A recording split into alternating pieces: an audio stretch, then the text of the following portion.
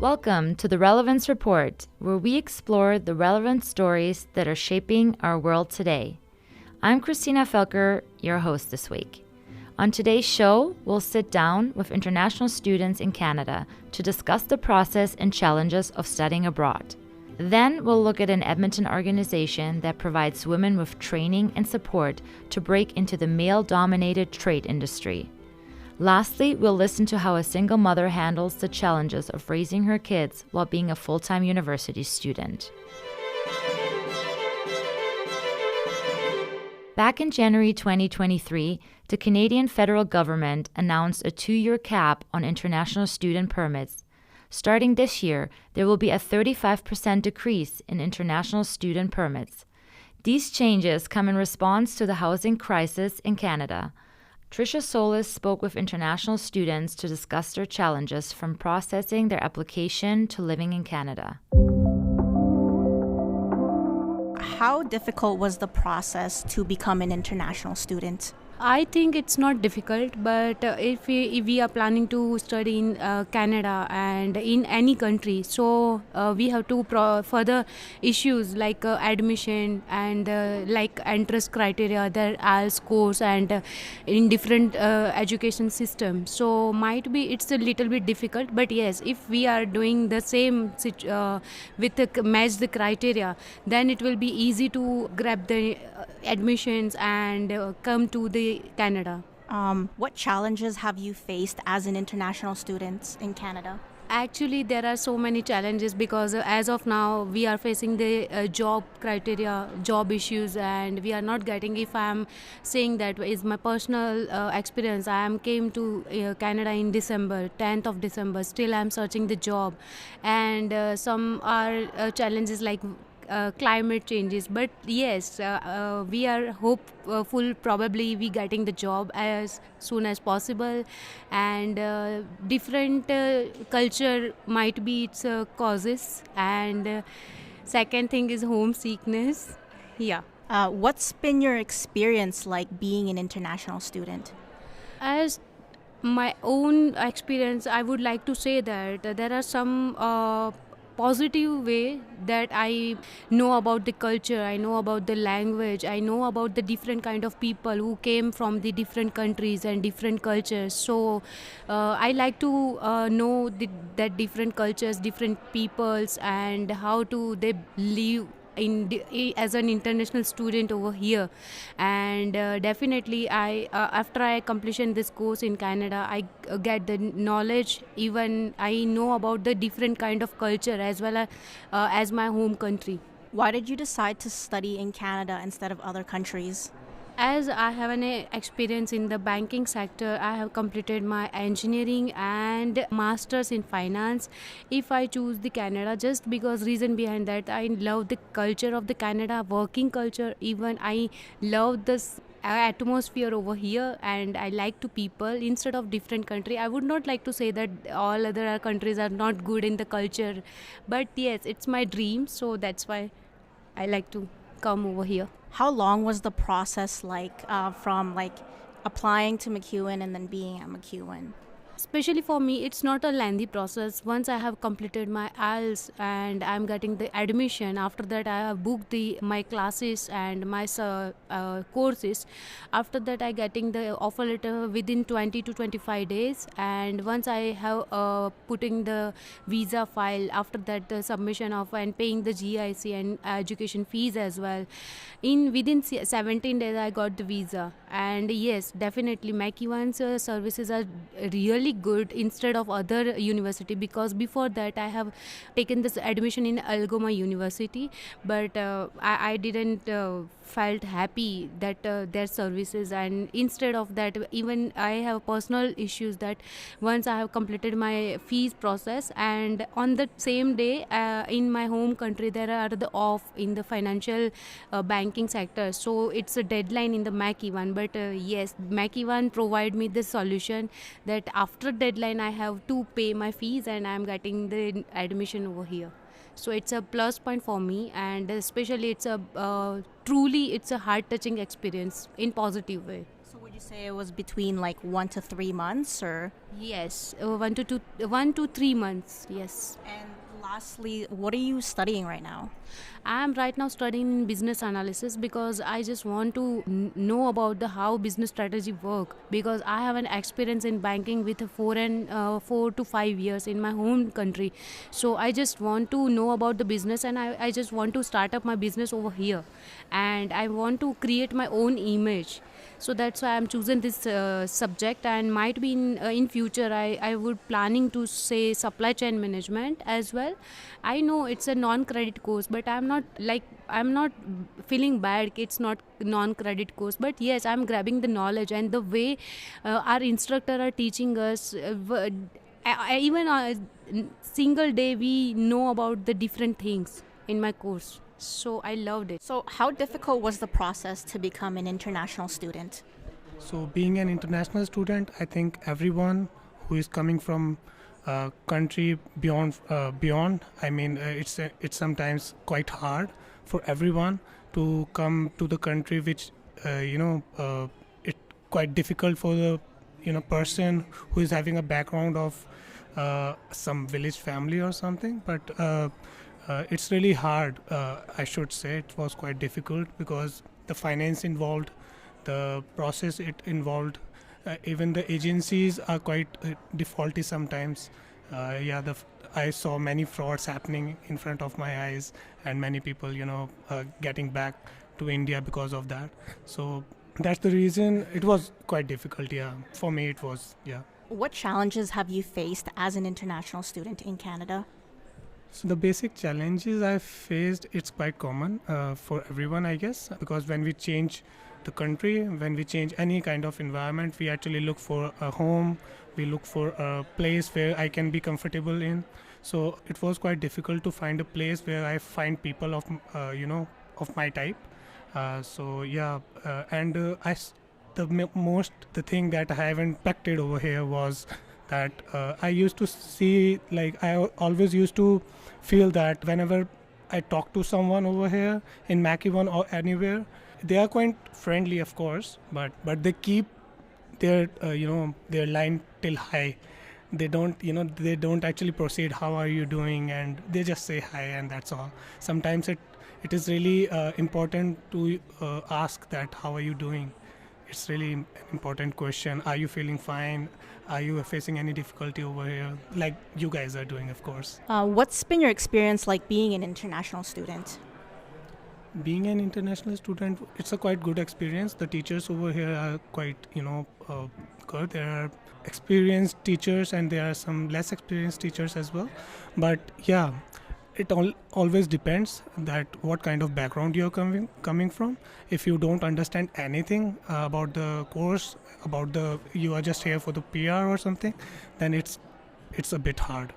But if you are actually studying and you are getting the information, and you are even if you are here for PR, but it matters that you are actually actively listening your classes, what your teachers are saying.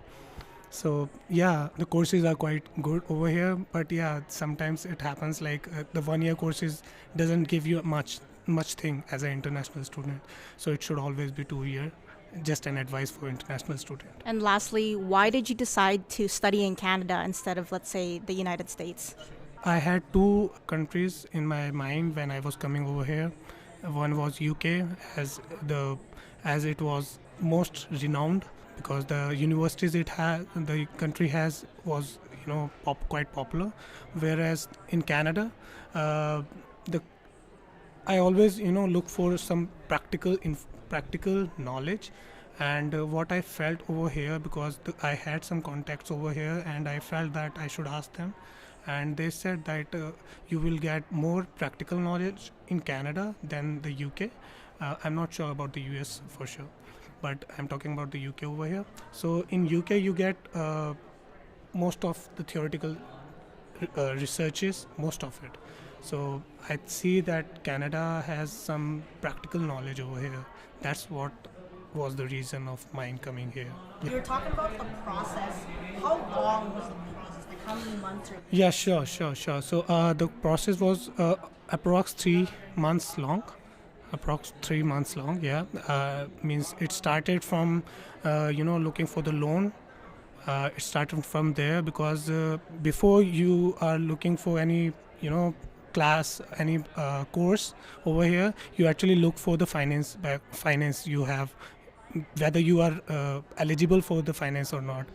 Yeah, so the finance thing was quite difficult to get, and after that I saw there are some agents that actually are helping students.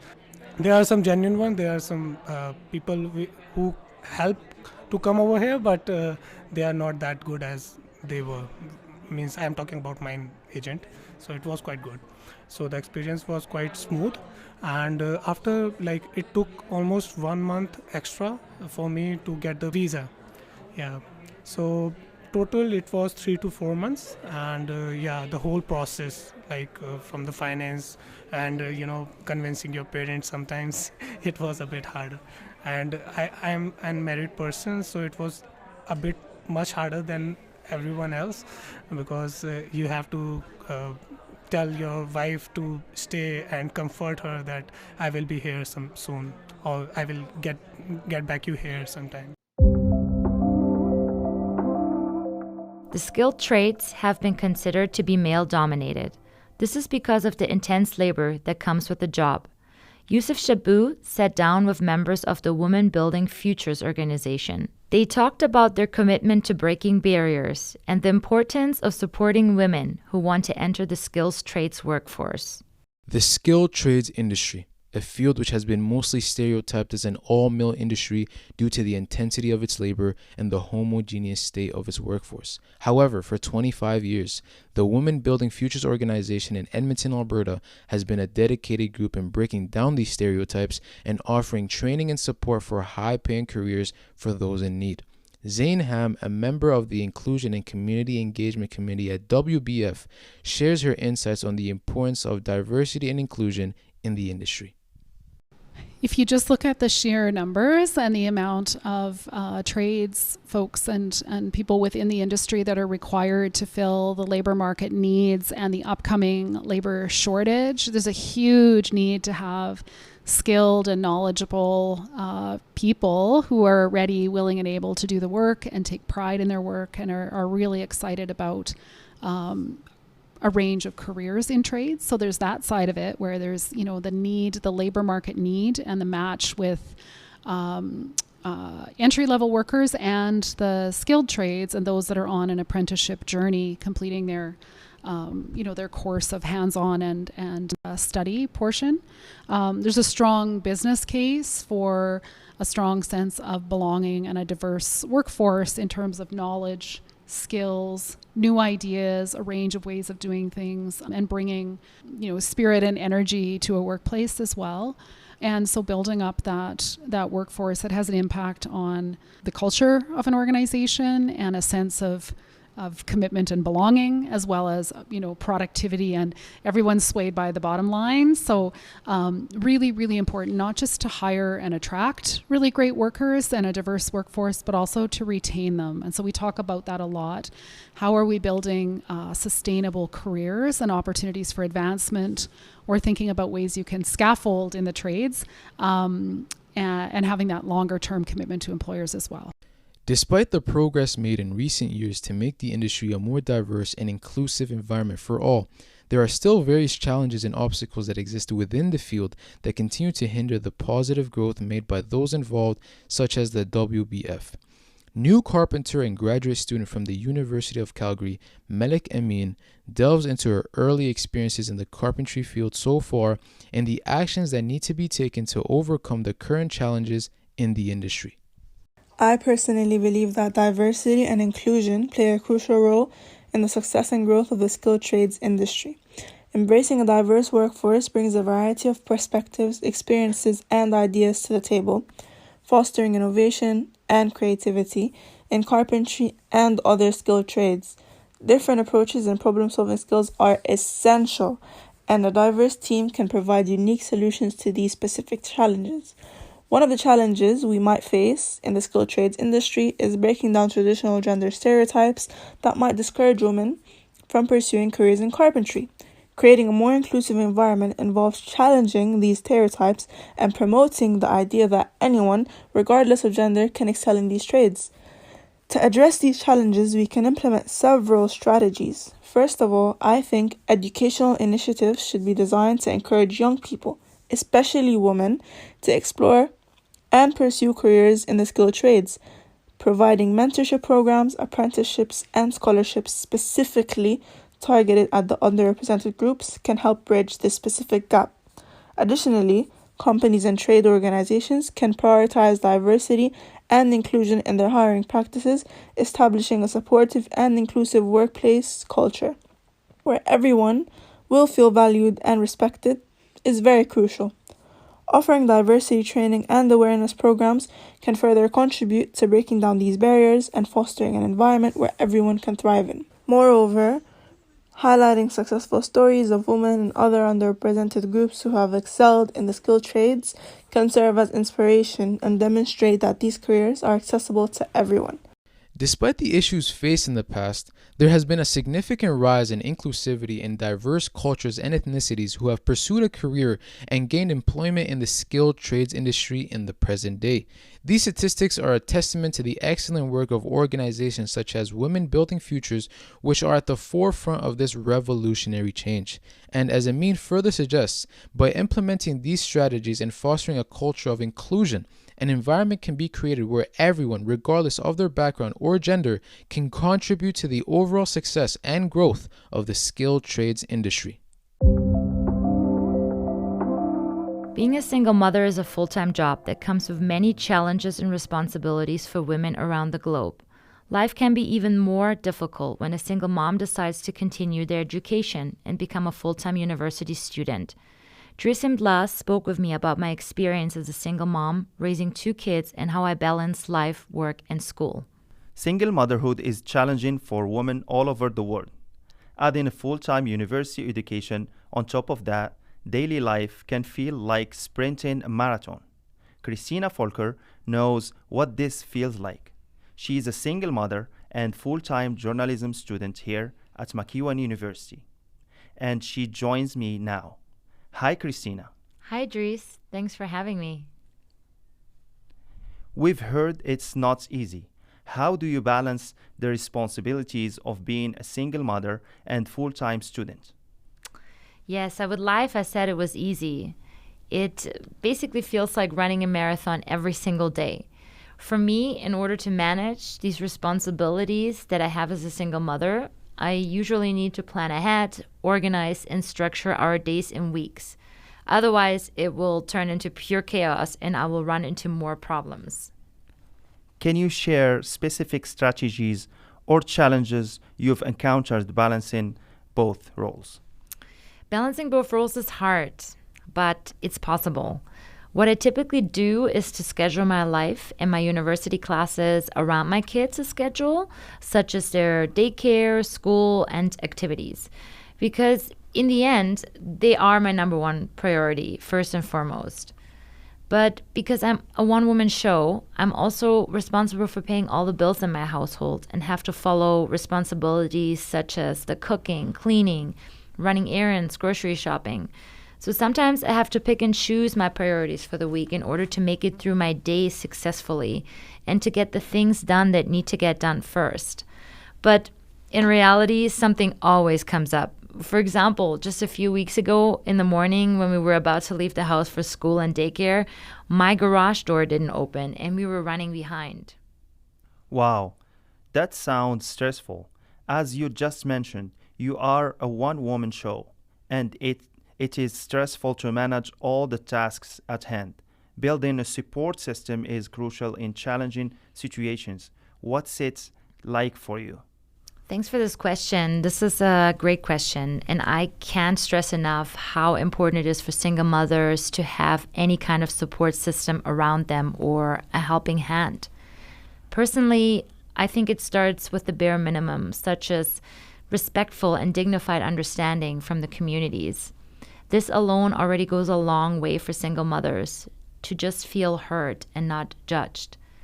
I believe single motherhood is a rising problem in our society, and online statistics also show that there are 101.3 million single mothers right now globally, with that number only rising, and especially high in the United States, with mothers also having some of the lowest incomes.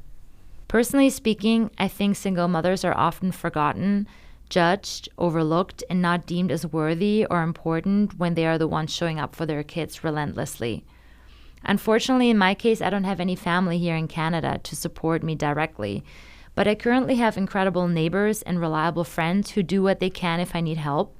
And it is truly wonderful and a massive blessing that I'm so thankful for, because we help each other with cooked meals, grocery rides, advice, and sometimes moral support, and most importantly, childcare and babysitting duties, as this is one of the bigger challenges. Time management can be a big obstacle, especially for those juggling multiple roles. Are there any time management techniques that have worked for you? Well, I feel like I do overtime every single day. It has become so normal at this point to have no days off. You just function. Having the responsibility for kids means there are always things that are unexpected and that come up. They get sick a lot when they're younger, for example. But what I usually do in the morning, I only take care of my kids first and get them ready to get out of the house. And then once they're gone, I get myself ready, and after that jump into my school responsibilities or other things that need to get done. And then whatever time I have left after classes, I try to work on assignments or study. And once I pick them up, I drive them either to activities, take them with me to the gym, then get groceries on the way, come home, cook and clean, and assist them with homework or whatever they need to get them ready for bed. So the day is nonstop and jam-packed, and I can assure you I fall into bed like a soldier every night. I also have a schedule in our fridge where I plan ahead for the week and write all the important notes in there for the kids and myself to not forget anything. Of course, without a doubt, facing adversity is also a part of life, and combining the roles of a single mother and a full-time student can present unique challenges. Can you share a specific obstacle you've encountered during this journey and how you overcome it? Well, I can share many obstacles and stories or challenges that I had to overcome thus far.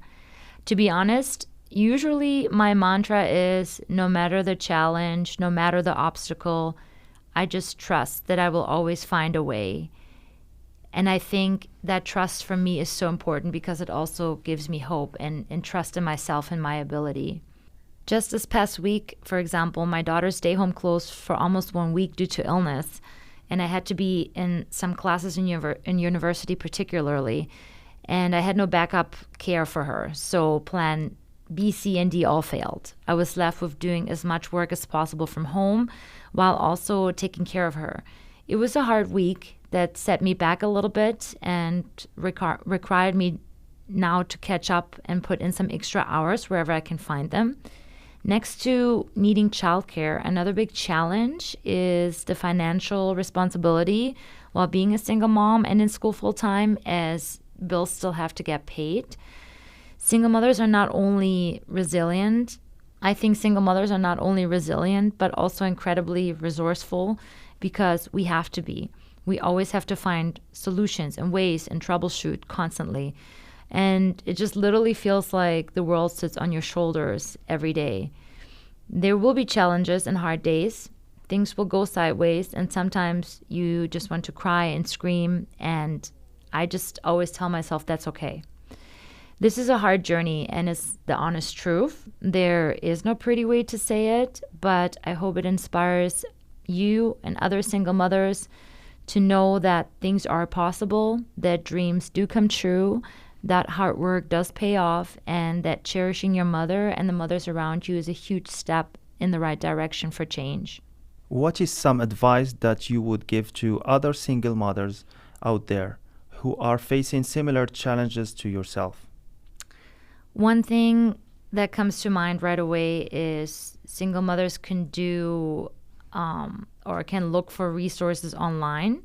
I would suggest applying for any government grant, scholarship, or bursary that is out there. I also believe that many women don't know these resources exist, but I promise you that once you start looking and actually researching for what you're looking for, you will find answers and information to the things that you want to know that will then help you to move forward.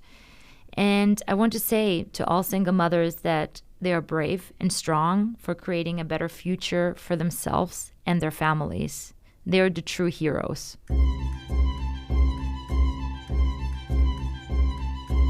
Thanks for joining us for the Relevance Report. This week's episode was produced by Christina Felker, Drisim Blas, Ilyas Mohammed, and Trisha Solis. The show was edited by Ilyas Mohammed.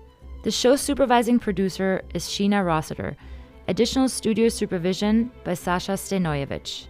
This podcast is produced as part of the BCSC 325 Radio News and Documentaries course in the winter 2024 semester. The course is part of the Bachelor Communication Studies program in the Department of Communication at MacEwan University. The show was edited and produced out of the MacEwan Media Production Studio. Our theme music is called Buzzing by Kaylee Lambert. Additional music on this episode is Better Day by Penguin Music, found on Pixabay. Logo design for this podcast is by Sasha Stenoyevich. And I'm Christina Felker, your host for this week's episode. This podcast was recorded on Treaty 6 territory, the traditional and ancestral territory of the Cree, Dene, Blackfoot, Saulteaux, and Nakota Sioux. We acknowledge that this territory is home to the Métis settlements and the Métis Nation of Alberta, Regions 2, 3, and 4, within the historical Northwest Métis homeland. Don't forget to subscribe to the Relevance Report on Apple Podcasts, Spotify, or wherever you get your podcasts. And if you like what you heard, please leave us a review and rating. It really helps people find the show. Please join us again next week when we report the relevant stories that are shaping our world.